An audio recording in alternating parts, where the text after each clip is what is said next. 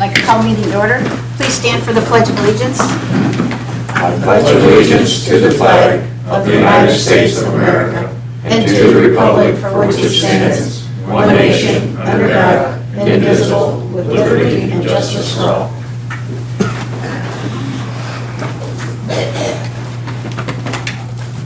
John, will you please do roll? I will. Annette Schreiner. Here. Bob Eyre. Yes. Jim Salsbury. Here. Dick Long. Present. And Karen Ford. Here. Thank you. Welcome to the September 30th, 2025 Board of Public Affairs meeting for today. First on the agenda is to approve the minutes from September 16th, 2025 meeting. Everyone, you have been presented with the copy of the minutes and you've had time to review them. Are there any changes or corrections to the meetings minutes as they are written? If there are no changes, may I please have a motion to accept? I'll make a motion to accept. Second. Karen. Yes. Dick. Yes. Annette. Yes. Bob. Yes. And Jim. Yes. Next on the agenda is a hearing of public concerns. Anyone here and present like to get up and speak at the podium? Seeing none, we'll move on. Next on the agenda, we have a resolution. John, will you please number and read? Resolution number 33, 2025, authorizing the Director of Utilities to enter into an agreement to retain outside legal counsel and declaring an emergency. Derek.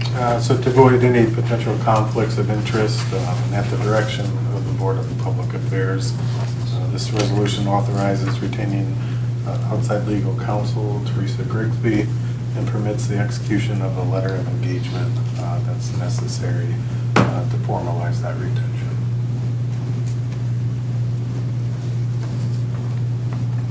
Questions, comments? If not, may I have a motion to approve resolution number 33? I'll make a motion. Second. Bob. Yes. Karen. Yes. Annette. Yes. Jim. Yes. And Dick. Yes. Next on the agenda item is a discussion and the role and the value of the Board of Bryan, of the Board of Public Affairs and Local Government. So this is kind of our last opportunity here to kind of have on record what BPA means and our role. So with that said, I'm just going to kind of go over what I said at the previous council meeting, and I would like for others to also have their opportunity to reiterate how they feel the importance of BPA is, okay? So basically, let's just talk the facts. Why dissolving BPA is not the answer.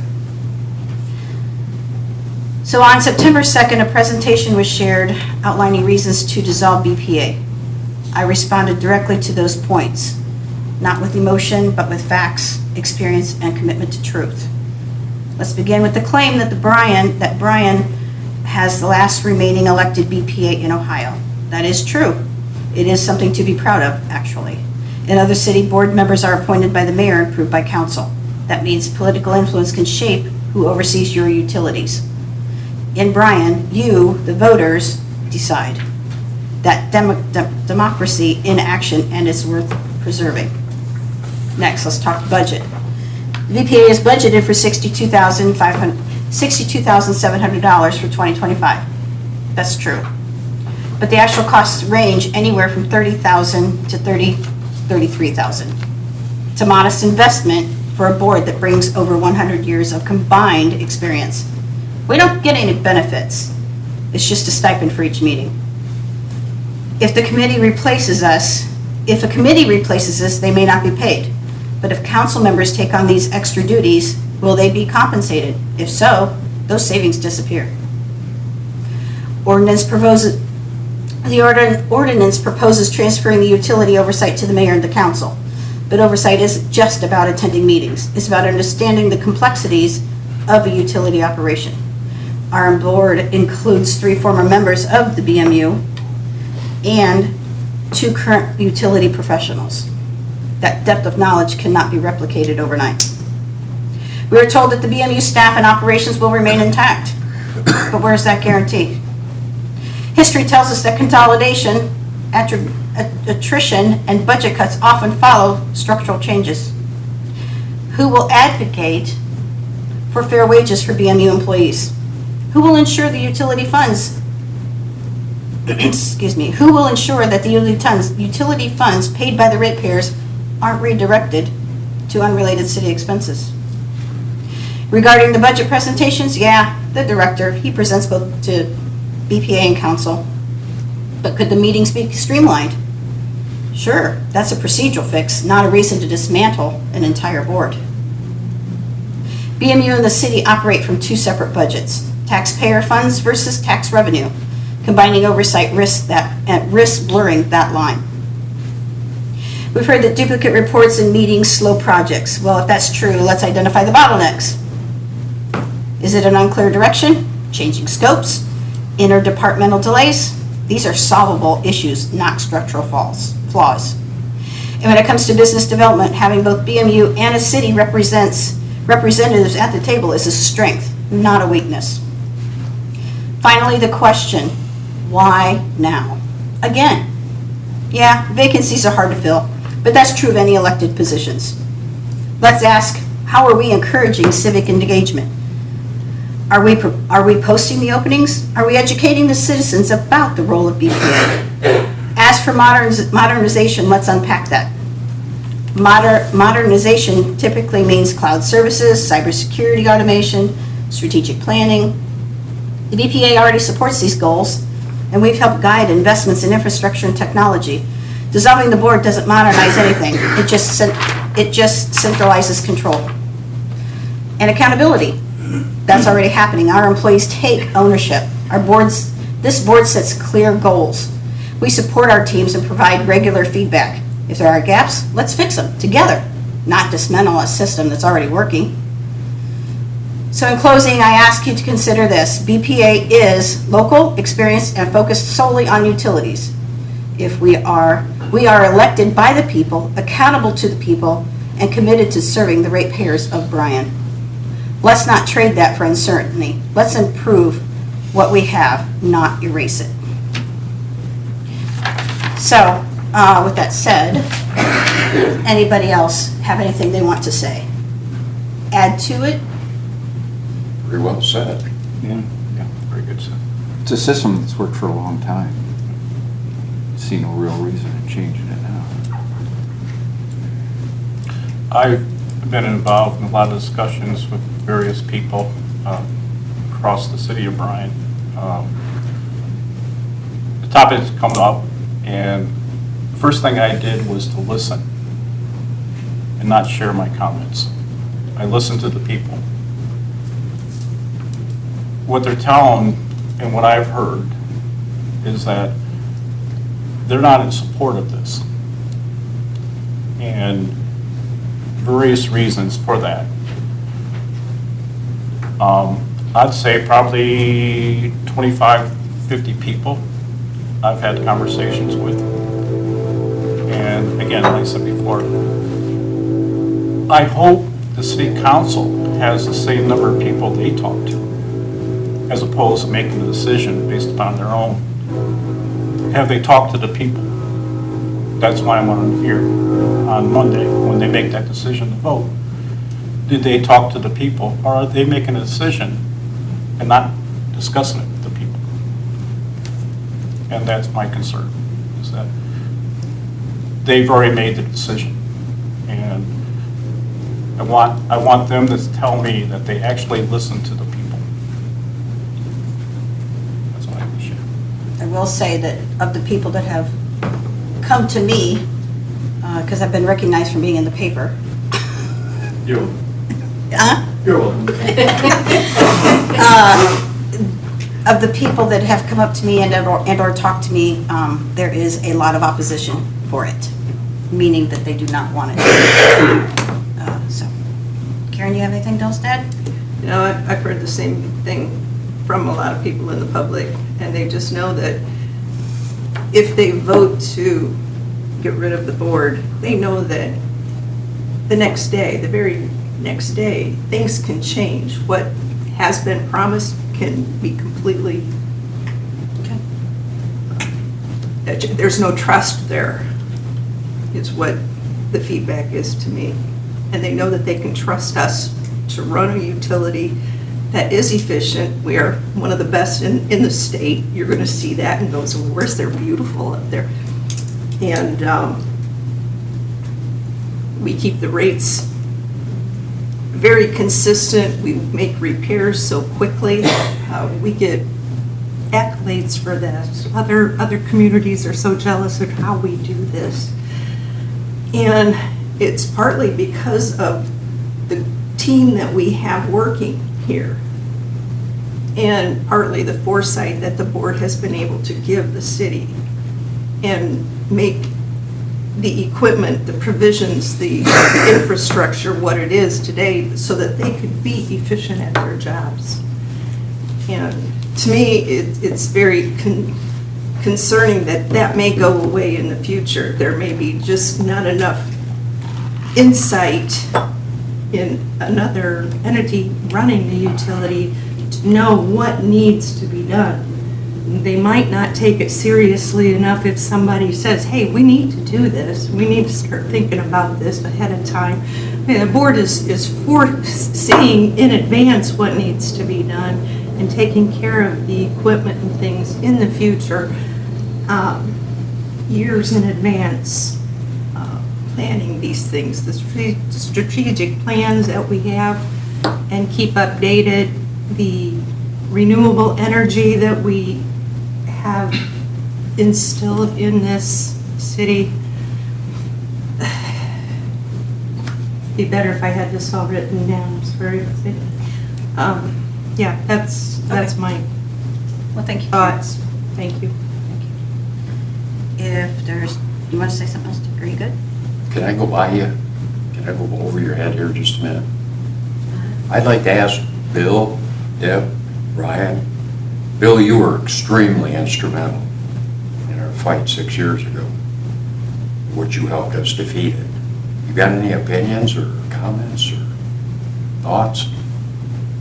I will say right now that based on past history, I'm going to hang on the words of Jim Salsbury. I don't think you have a thing to worry about. Out of the 5 times it's been on the ballot, it's been defeated, even with only 20 to 37% of the registered voters voting during those elections.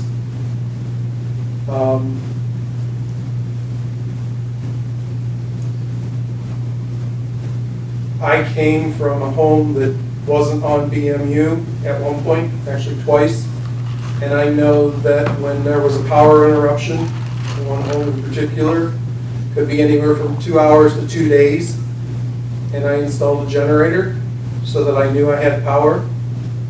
I know that where I live now, I had got up during the night, had no power, saw the lights flashing, 2:30 in the morning, whatever, wasn't worried. Got up at 6:30, still didn't have any power, could see lights on either sides of the streets, and called BMU within the half hour at the most. The BMU crews were out. It wasn't a BMU problem, it was a fiber problem that pierced the BMU cable and took out my side of the street. And within another half hour, 45 minutes, they had located what the problem was. You don't get that from somebody not having utility on site like Bryan. I know that the city, not just BMU, but the city is challenged right now with a placement of a water treatment plant for drinking water. It's going to be expensive and it's going to be a long period. I think it's great that the board has jumped on it. I have shared some thoughts with some people about what other communities are doing. I also see that when you say we're the last elected BPA board, there are a lot of municipalities that are our mayor council, there's 57 of them based on the last data that I was able to gather, that have BPAs, but they're buying their power from First Energy or somebody else. They don't have a on-site crew to solve problems, to deal with new installations, to deal with upgrades. They're relying on people like First Energy or one of the extra co-ops, depending on whether it's a village or a city. Some of the things that are disturbing to me is I know that BMU gets a huge kickback in utility tax. And as I shared a long time ago in 2020, that money used to come back into BMU to help support infrastructure and up changes.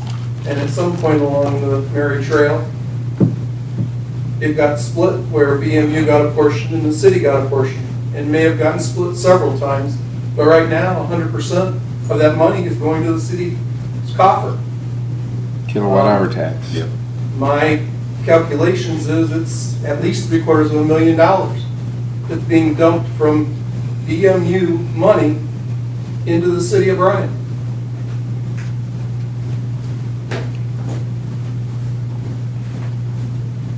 I know we've challenged that a few times with the mayor, and it seems to be legal, but I still have my doubts. It's been like that for some time.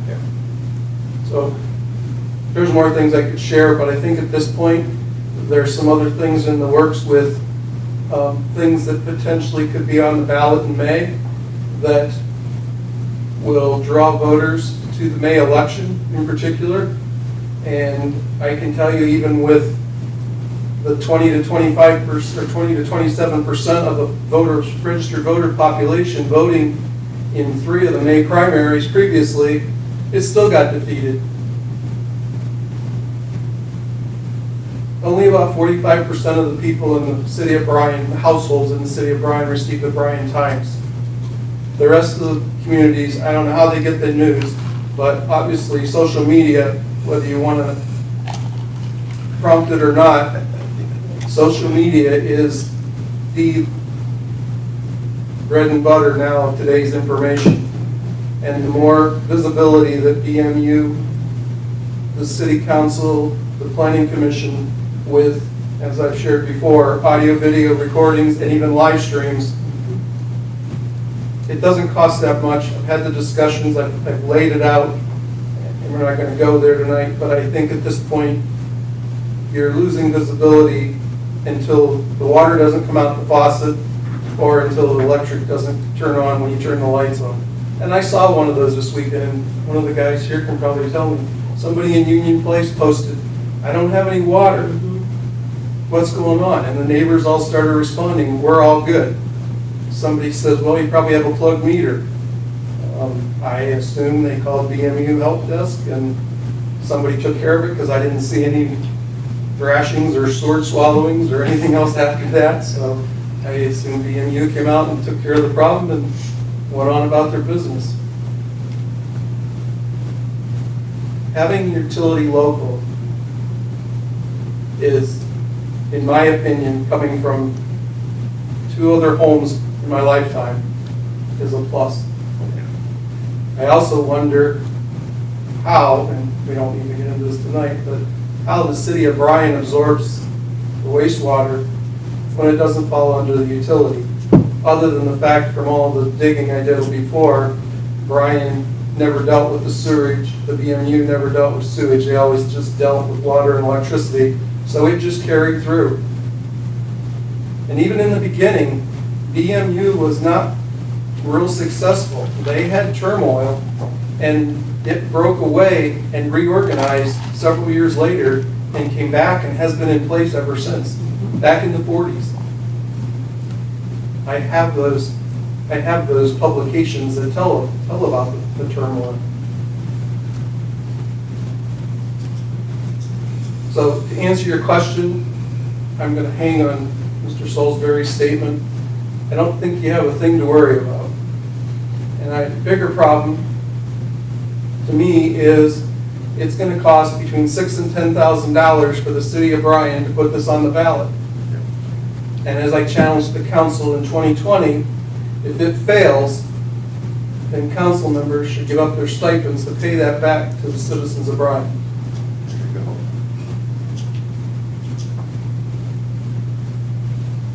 The crazy thing is, I've had 3 conversations with 3 council members. And if I was a betting man, they don't want this to happen. For what that's worth. They're just as confused as we are. But it wasn't their idea, it was the mayor's idea. May I answer Dick's question from earlier? I know this action has been defeated in the past, however, we haven't seen this action brought with the current administration that we have in office. And the current administration has, although there's trust issues there, they also have a lot of influence.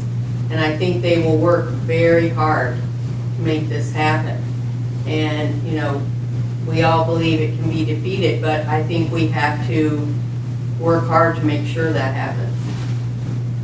And I like what Annette had to say. It was very, very good. I think that needs to be transferred into something visual that we can present to the public, like Bill said, social media. I mean, really, you can use social media at no cost, but you can use it also more so with very little cost. But a lot of people are visual, and I think we need something people can see, and I think we need to answer every one of the claims that was in the mayor's presentation, which Annette really went through that pretty much one by one, about the modernization, redundancy, and costs, the budgeted amount, which is kind of misleading since that's not the actual cost, about fewer candidates running. Fewer candidates are running for council too. All of those are running unopposed.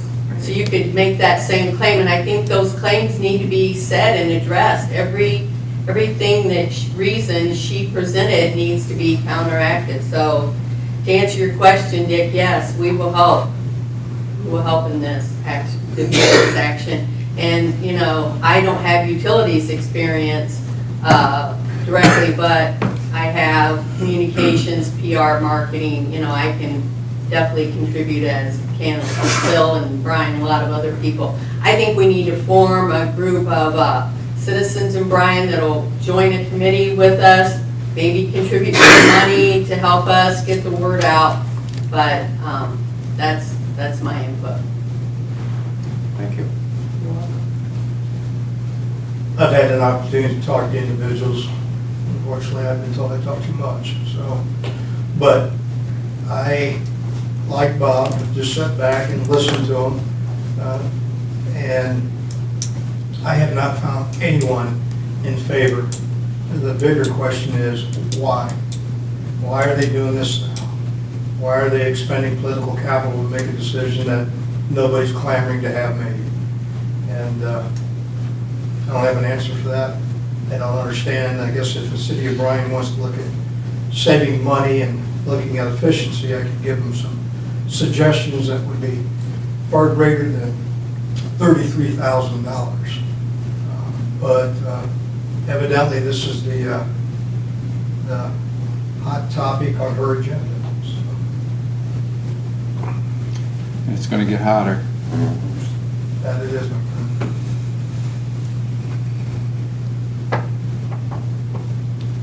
Anybody else? Okay. Next on the agenda is department project updates. Derek. I'm going to turn it over to the department heads. They're going to Okay, go there through you go. some quarterly project updates for everybody tonight. Hi, everyone. Hi, Jamie. Hi, Jimmy. This evening, I'd like to briefly update you guys on some of the projects that we've been working on throughout the year and what we're currently in and what we're looking forward to for the rest of the year. The first thing that you'll see is the AMI meter installation. This has been the bulk of our work for our distribution crews. Hats off to our guys. They've been installing meters right around 100 to 150 meters a week. Currently, right now, we have a little over 3,200 meters in the system. This is very beneficial for our system, not only for our distribution system and our customers, but for our treatment plant as well. Throughout this process, since we've been continuing installing these meters, we've seen our water loss number drop by half. So with that being said, we still have roughly about 800 meters to go to install.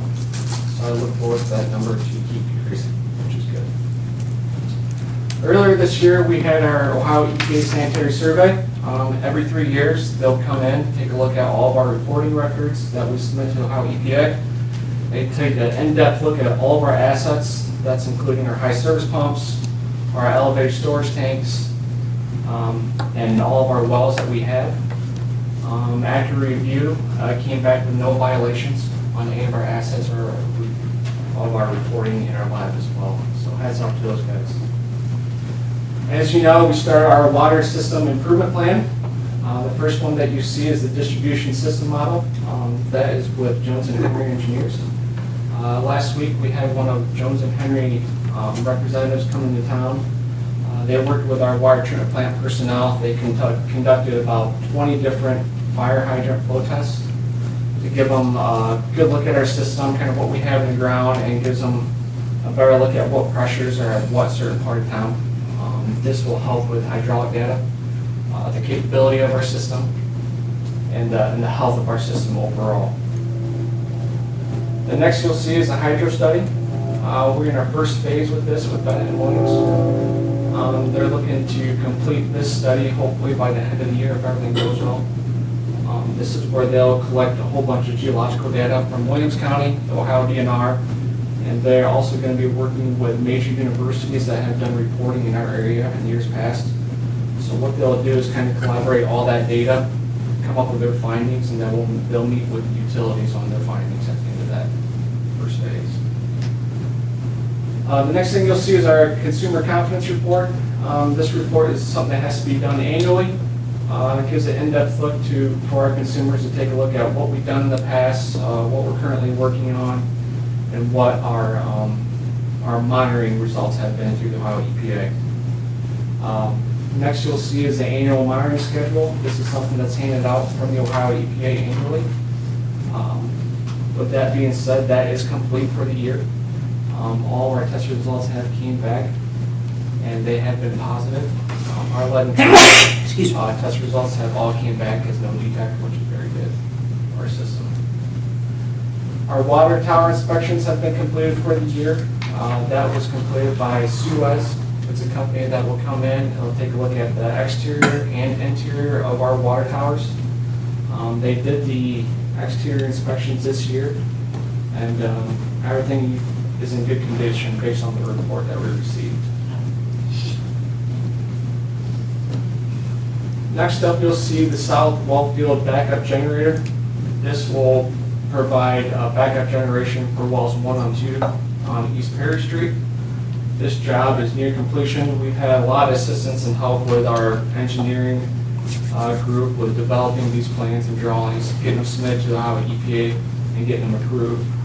We had a lot of help with the electric crews and power plant crews assisting with trenching and putting in the conduit as well, getting that to the well houses, so that's greatly appreciated. Next, you'll see well 3 electrical upgrade. That's the bottom left photo that you'll see there. Back in 2015, we upgraded that well to a submersible well, but we have yet to get to the electrical aspect of it. Jim and his crews came in and installed new transformers, new control panels, motor controls, and power shutoffs. Earlier this spring, we had an aerator rehab project done.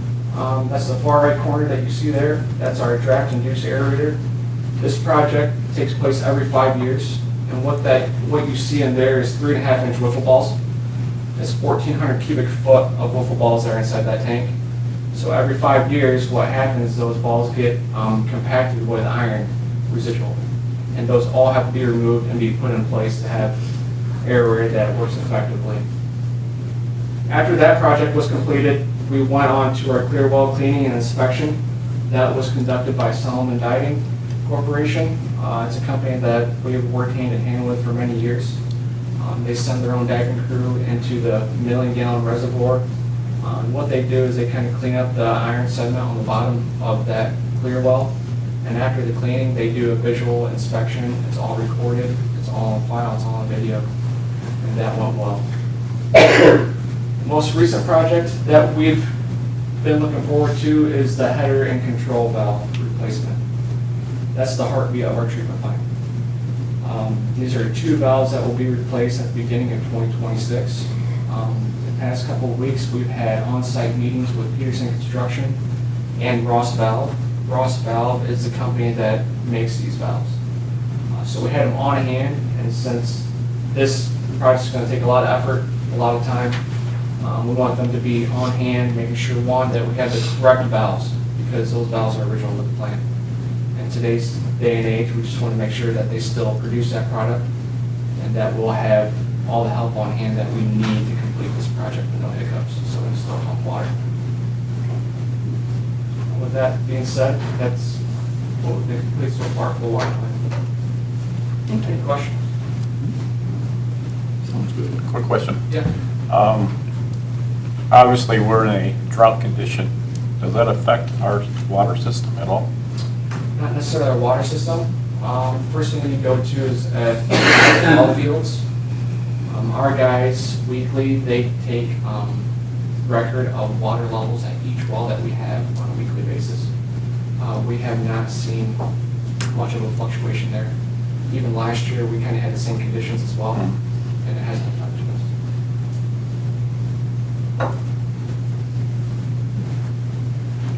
Anything else? All right, thank you. I'll hand it over to Joe. Thanks, Jimmy. Thank you.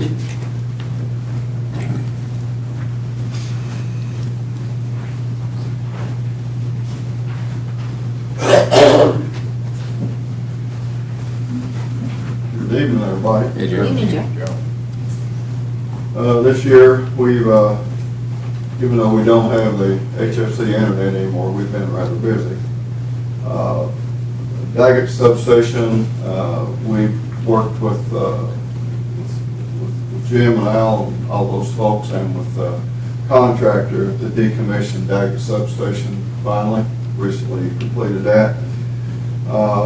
We had to totally bypass that substation with fiber communications to connect Bechtel and Industrial Park fiber for a protective relay, because that had to all be recalculated. We recently completed that, and we now have totally shut that down. We will be removing the fiber out of that location and onto the Industrial Park and East Wilson Street. The power plant sub, that is a project that we've been working on for the last year or two, and we've got all the fiber and SCADA completed there. We have, as it shows there, we installed protective relay communications from the power plant to Cherry, Baker, and Bechtel substations.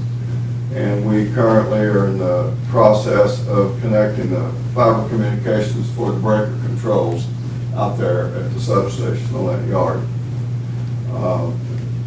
And of course, Baker and Cherry substations, we changed the existing equipment, and also the curtain is in that mix as well. The existing equipment that used to be in there, all the old HFC equipment, all the old fiber terminations, we replaced that and upgraded that and consolidated that to a more modernized version of what we had. And then, of course, the protective relay up till this spring was on the old fiber rings that was there for 25 years or longer. And we have now got that on the new fiber ring that we built just a few years ago, the big outer ring that connects the substations. And we was able to relocate that. We're glad for that. Fiber projects, the new 144 route, that is the, as it shows there, that connects the water treatment, the power plant, Bryan Street Hub, from the head end all around through the city and back. That has enabled us to upgrade our fiber connections that we had all these years, get it off the old fiber, and we can interconnect everything we need to now. And the police and fire complex, we're currently working on that project, on the network upgrade. It will connect directly into that as well. And this fiber will last the city for many, many years to come. The wastewater plant, as you folks probably know, wastewater is constructing a new control building over there, and their whole campus, they're just rebuilding almost everything over there.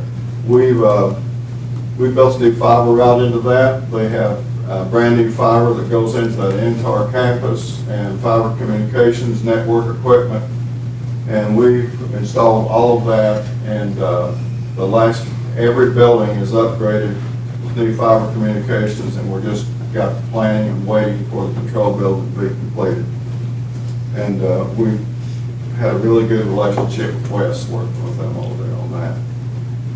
The countywide fiber, Edgerton Eden route, about 2 years ago, we had significant squirrel damage in Edgerton that travels through the woods.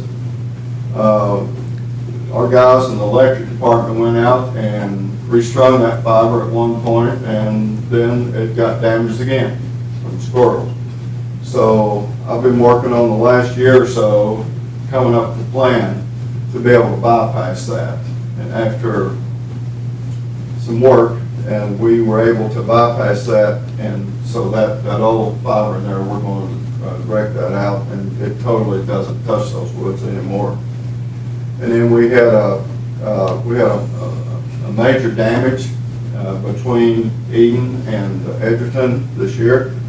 We had a power line from another company that got into some trees and burned and fell down on our fiber and burned the fiber in two. And it was where it crossed Fish Creek. It was very difficult to replace. The electric department came out there. The guys worked with us, and they had to climb poles down that ravine and all like that to string that fiber up and get it back on. And that feeds the school system, so we were scrambling to try to get that done. On the network side, the Cisco network equipment upgrade, it speaks for itself. Power plant, Bryan Street Hub, and the police fire complex. All three of those are getting new network equipment installed this year. Matter of fact, earlier today, we were over at the power plant working on that, and we've been working with the police and fire to try to get that upgraded. And that's a big project there, because all those circuits have to be balanced in that building. And the Down North building, we've been working there for the first floor offices, or upgrading some offices there. We've been installing some communications there, and a new network equipment there to serve that section, because that first floor primarily is managed and controlled by the court system and their own separate network. So we had to put our network in there to be able to take care of that. And part of that's going to be the new HR office and some of those things. And then the water treatment, we completed the water treatment SCADA control cut over this year. As said earlier, on that 144 route, the water treatment plant is now on the brand new fiber, and it backhauls all the way back to the head end. It does not come out of the power plant anymore. So the power plant and water treatment are totally separate as far as the connectivity back to the head end. So that's most of what we've been working on. Any question? Sounds like you've been busy. Can I ask a question? Ma'am? Can I ask a question? Me? Can I ask him a question? I believe so. What's the internet availability at the ice rink when there are large events out there? I saw where some vendors that were at the Barn Fest, which is a huge event, did not have internet access and couldn't run their credit card machines. last week. So is there adequate internet access out there when it's needed? Last year, we installed wireless internet at several of the city facilities. And the Parks Department manages that. Okay. But I know at the amphitheater, we have supplied an extra network, SSID, that vendors could connect to for the POS systems. And I believe if that's not set up at the ice rink, and I believe it is, if it's not, it's not difficult to do. Okay. We don't allow vendors to be on our network Right. for inside the city because of the security and firewall. Right, right. Yes, ma'am. Okay. Any question? Well, I've got another one. I tried to keep the 3 slides there. Anyway, very quickly, I spoke to you earlier. We decommissioned the head-end outside plant for the HFC. We are keeping the conduit and HFC fiber because obviously we do need that for our use. And we're in the process of breaking all the nodes down, and all of those free service metered accounts are being removed and disconnected. So that will go back, that will come off our free service records that we have each year. And so we're pleased with that. Now, Jim. Thanks. Thanks, Joe. Well, get our number one thing brought up first is our generation portion that we do for peak shaving. From a generation standpoint, you have to remember it's not just for peak shaving from the standpoint that it is also a good backup system for anything that we can't get supplied for. But anyways, this year, it's probably the highest that I've seen, and I think something came close to it like in 2015 when I look back on it, but the AP transmission on January 2nd was at 23.7. If you look at the bottom one is the AP peaks that have happened for the last 8 months. A couple of those dates are not when the PJM was there, but so we would have ran at least a couple more times if we were still chasing that AEP. The one in the summer on June 24th came to 23.3, so it came within 400. But as many of you probably that have seen it on the internet stuff, that spike can happen pretty rapidly. AP, as you just to remind everyone, can happen anytime between November 1st and October 31st. And PJM is all from June 1st to September 30th. So today's its last day. And it can't happen on a weekend and it can't happen on a holiday. But AP, the transmission side, can happen on both.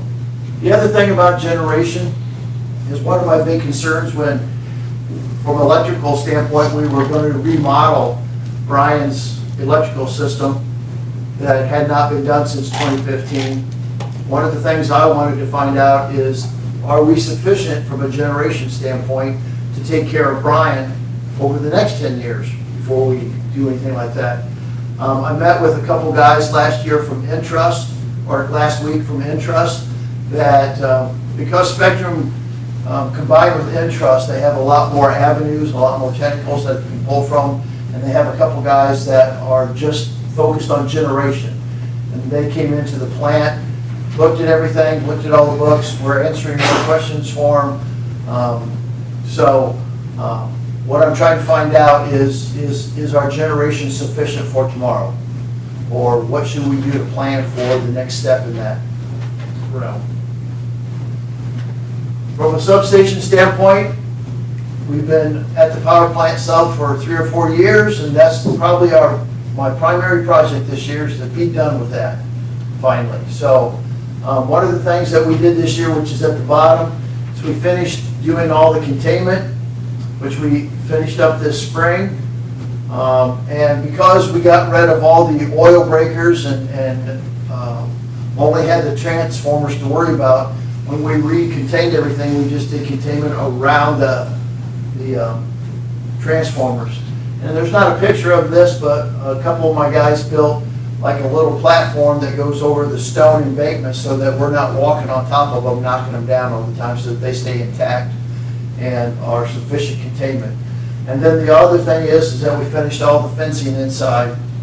Power plant did everything. The only thing that I had straight line fence come in to do the actual tensioning on the web, because they had all the tools and it took them about 4 hours and they were done.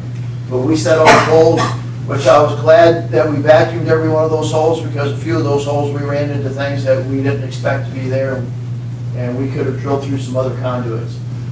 Though at the top is the GE, the oil shield between the generator and the gearbox that goes towards the generator was leaking oil.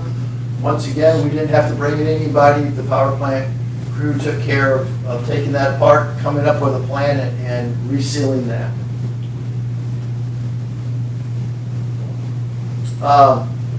The Ardlace plant is, 1913, 1914. And replacing windows just doesn't seem like a good way to use our funds to me. We have LED lighting that we've replaced in there from all the HID and any kind of incandescent or bulb type stuff, so everything's LED now. So when you turn on the lights, nighttime turns to day. So we just put steel up over those to keep moist. That's the direction that most storms come from anyway, so that way if anything comes that direction from a storm, it just kind of adds protection to the building and to the generators and the equipment inside. So that's why we did that.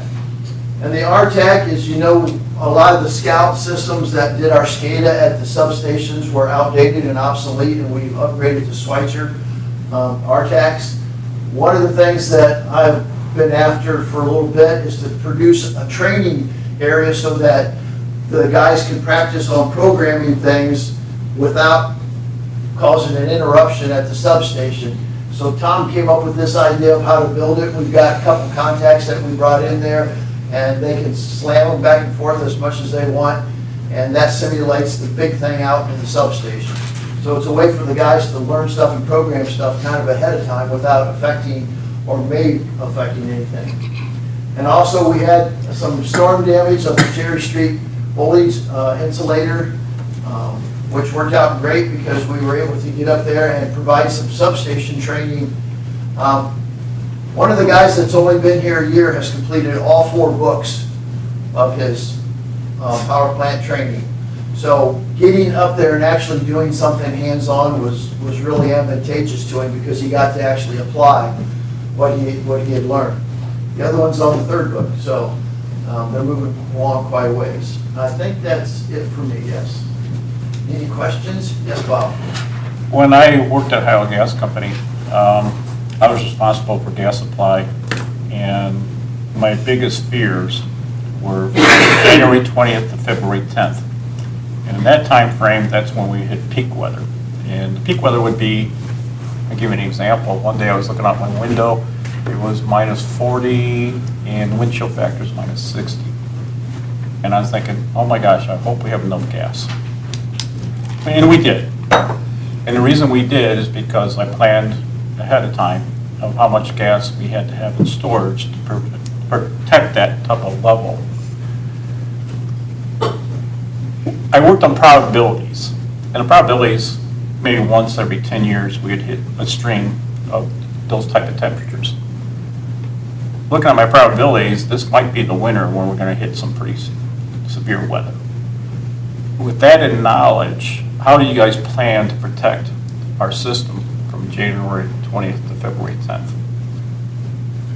We have already secured 25,000 MCF Okay. for the year. That is enough for, we typically use about 2,500 per 4-hour run. Right. So in theory, that gives us 10 runs, basically. And it seems that compared to the summertime, because some of the summer ones stretch out kind of far, because AEP will show up at a peak at like 1:30 p.m., but then PJM doesn't peak till 6:30. So we have extended runs. But so far, what I've witnessed over the last couple of years in the wintertime is our 4-hour runs are staying pretty close to that value.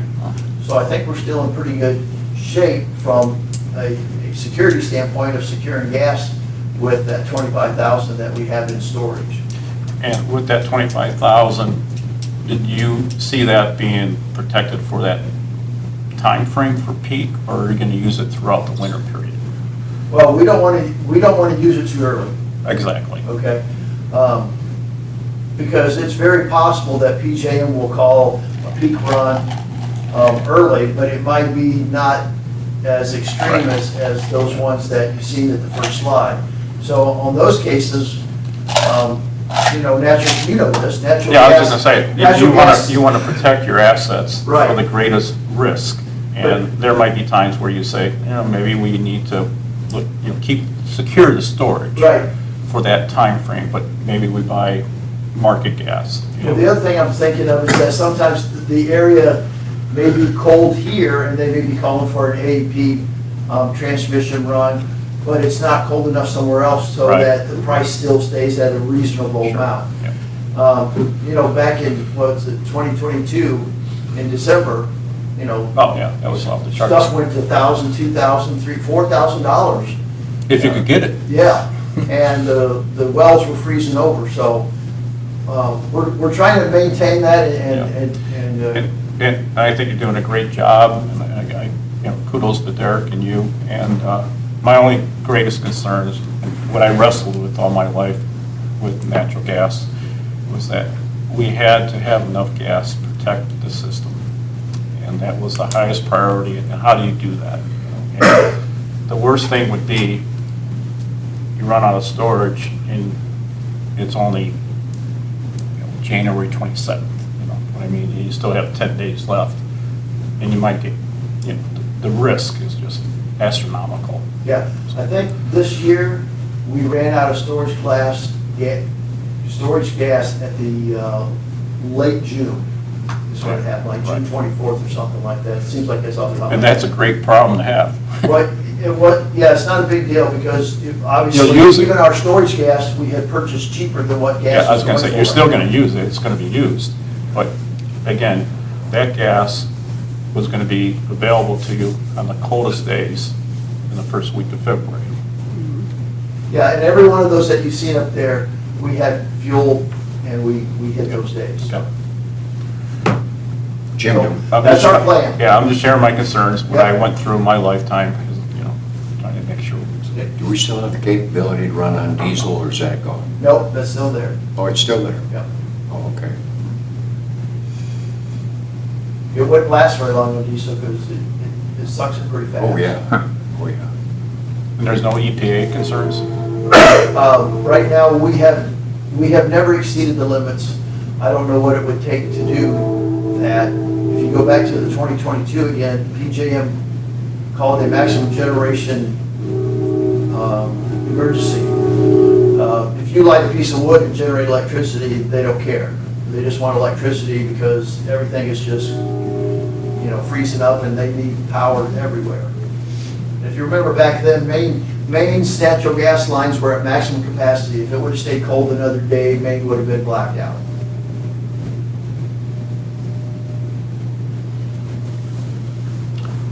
I'll go on my record here. This will be the winner, and you're going to be challenged. We'll try to keep your record alive, Bob. Thank you. Anything else? Thanks, Jim.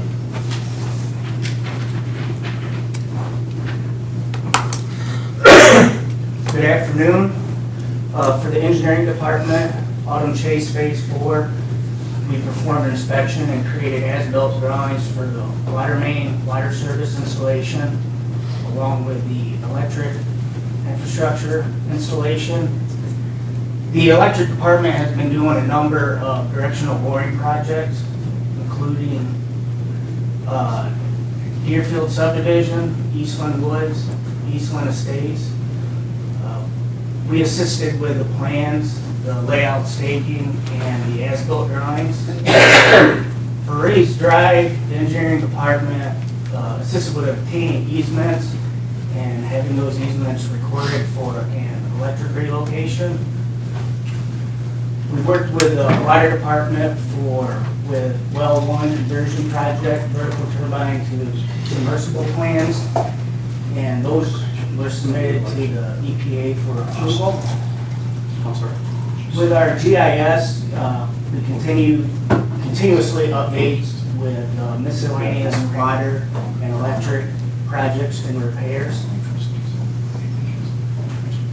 With the electric system study, we received feedback for GIS updates, and we are currently working on those. A GIS online map has been created along with art viewers to allow BMU employees to access the online map. We've assisted Jones and Henry with the water distribution system model by providing our GIS data to them. And the engineering department is scheduled for GIS training later in October. It's a 3-day online class. And that's pretty much what the engineering department has been up to as of lately, focusing on. Any questions for me? Thank you, guys. Thank Thank you. you.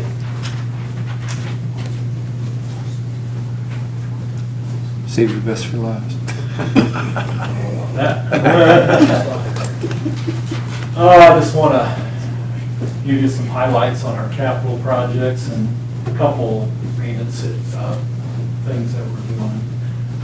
If you remember last year, we purchased 3 69 kV gang switches that we were going to put on the new line that would go to the power plant down there on Edgerton Street.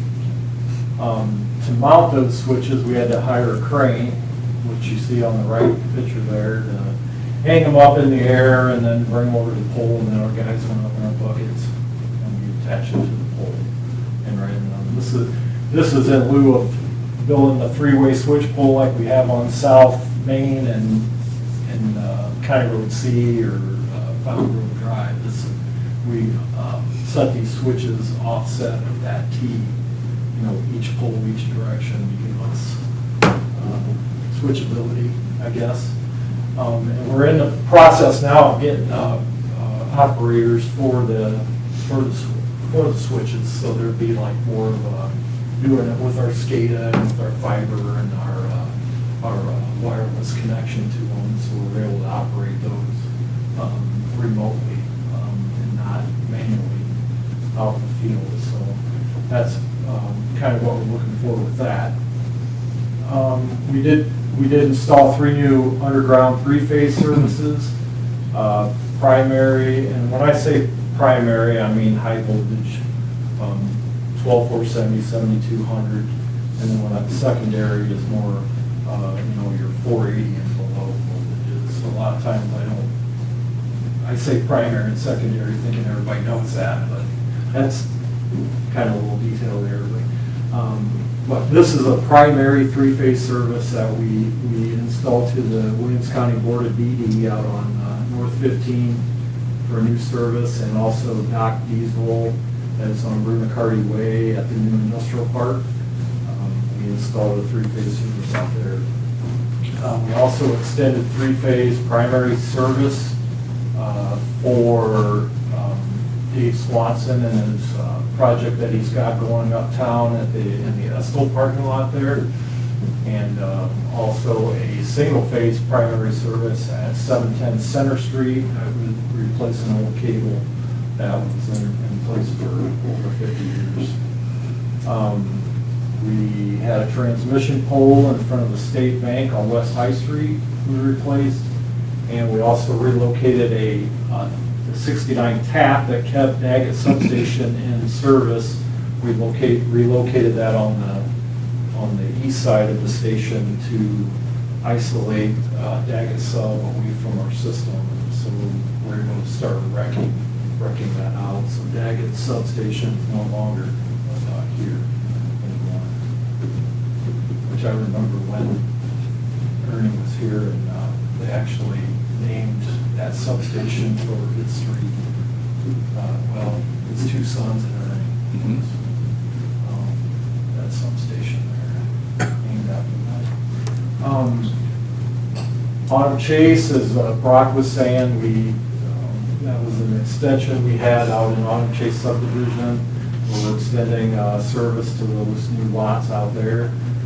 That's all been installed and ready for primary cable installation. We in East Village, again in the 90s, we had put in these Shakespeare poles. The weather has not been good to them in the sunlight.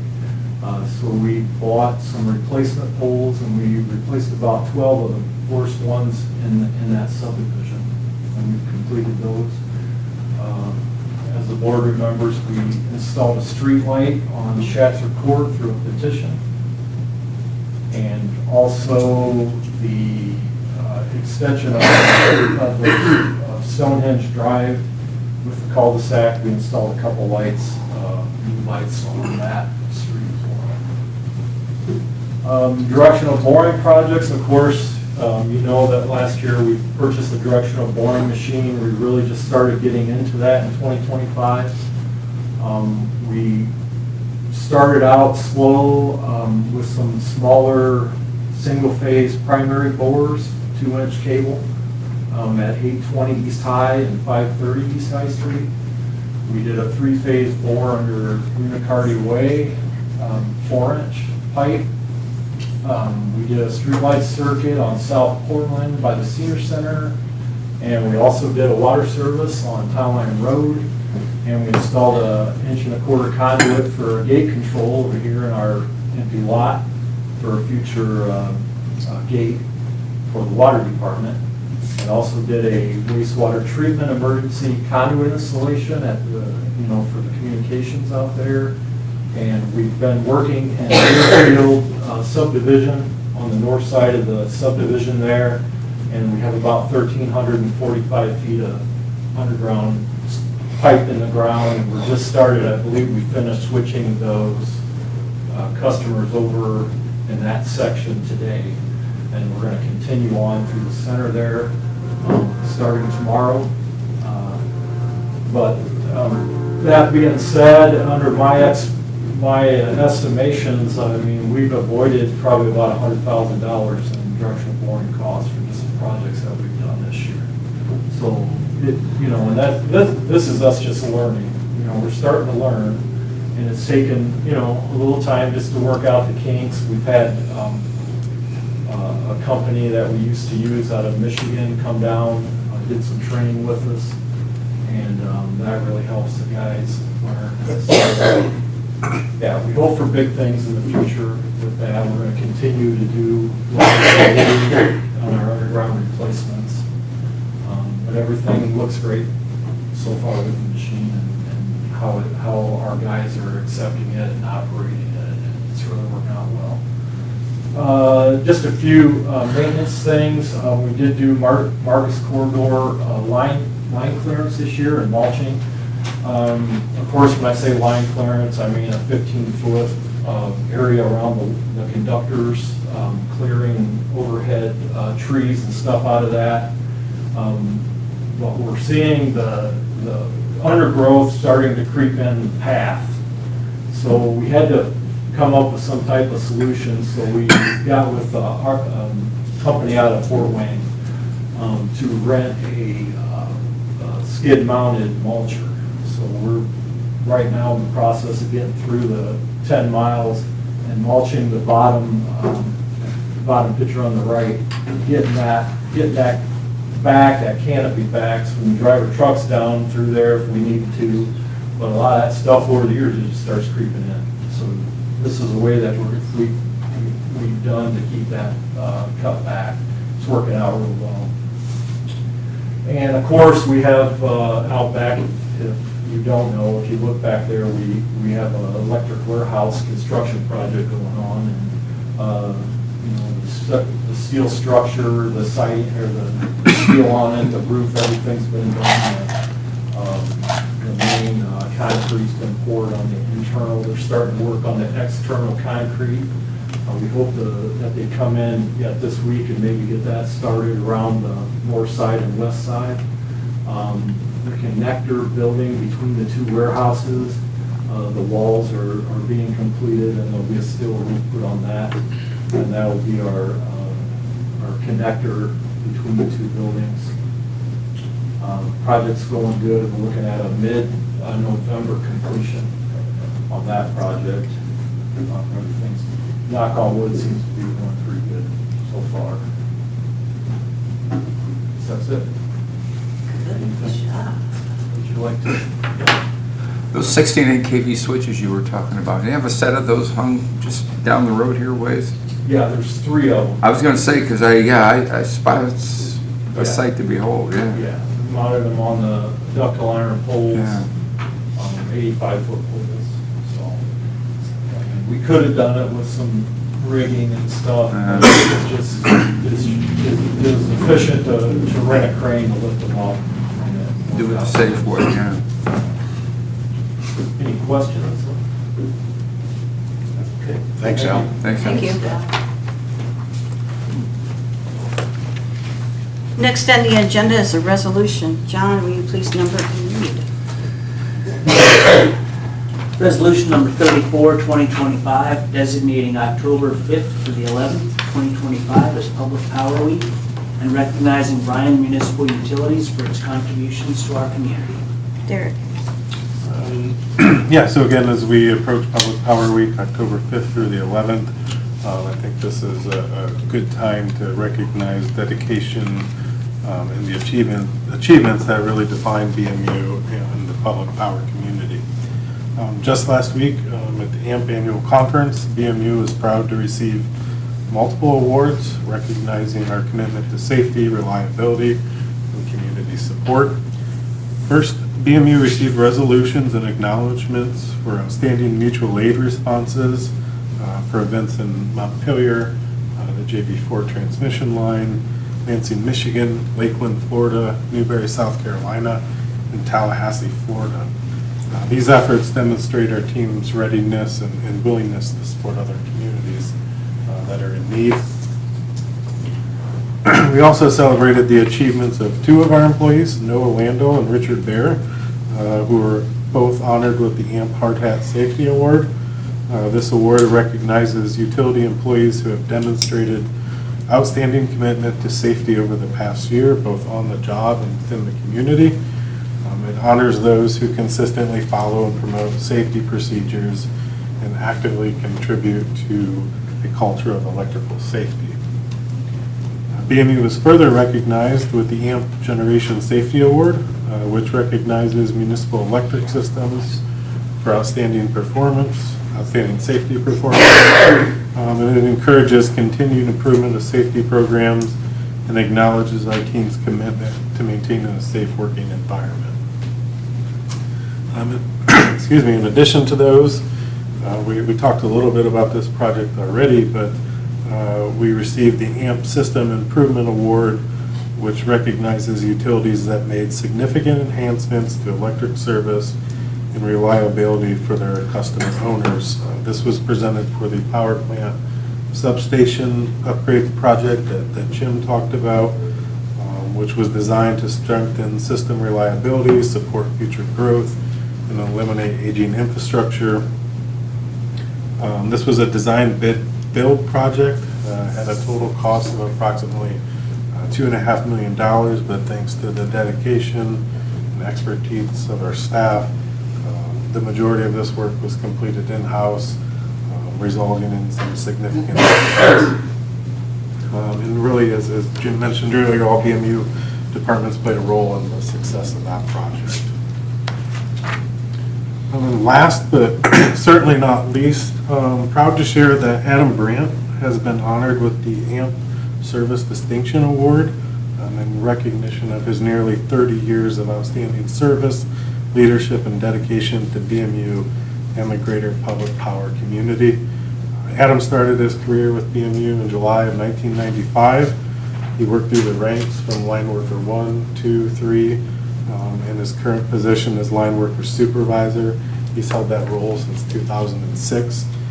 Throughout his career, he's been deeply involved in nearly every major infrastructure project, including system conversions, substation builds, transmission upgrades, and and many more projects, really too long to list. So beyond those technical achievements, Adam's known for his unwavering commitment to safety, mentorship, and team development, earning deep respect from his peers and crew. Since 2013, he's also served as a Red Sector coordinator for the AMP Mutual Aid Program. So he's tasked with organizing crews and equipment to support disaster recovery across multiple states. He continuously has chosen to serve the mission of public power. His dedication, leadership, and service, which is always around the clock, are a true example of what this award represents. So congratulations to Adam. So with these accomplishments in mind, and as we prepare to celebrate the importance of public power, I'd like to ask the board to approve the resolution designating October 5th through October 11th as Public Power Week. Quick question, Derek. Do we have a public demonstration through like the generation plan or anything like that scheduled? Or is it just gonna be? We do not have any open houses scheduled. Okay. I will make a motion, we approve. I'll second. Jim? Yes. Dick? Yes. Annette? Yes. Bob? Yes. And Karen? Yes. Next on the agenda is to affect the semi-monthly disbursements, so pay the bills. May I have a motion to do so? So moved. Second? Dick? Yes. Jim? Yes. Annette? Yes. Bob? Yes. And Karen? Next on the agenda is comments from EPA and staff. So Derek, can you please go first? Nothing good. Okay. John, I have nothing to add. anyone present like to add anything? Derek, do you have a budget for Power Week to sort of emphasize that out in the public? You know, maybe run something in the paper? So we do some of those things. We do run ads in the paper. We do social. To focus on that? Yes. I think the timing is really important to do that. And I would encourage everybody to follow the BMU Facebook page, and when, I don't know who takes care of that, but when they do post recognizing people or events, we could all like it and share it. That helps get the word out too. So. Thanks for that, Deb. Appreciate it. Karen? I want to thank the department heads for coming in with the project updates. Sounds like you guys are busy. And appreciate all your work, your crew's work at focusing on the things that need to be taken care of and doing so diligently. And congratulations to everybody who won an award, the Hard Data Awards, and Adam Bryan, yes, of course, he's been here and so dedicated, very well deserving in power plant substation project. Congratulations on your award for that. Your ability and helps the citizens, so congrats. Dick?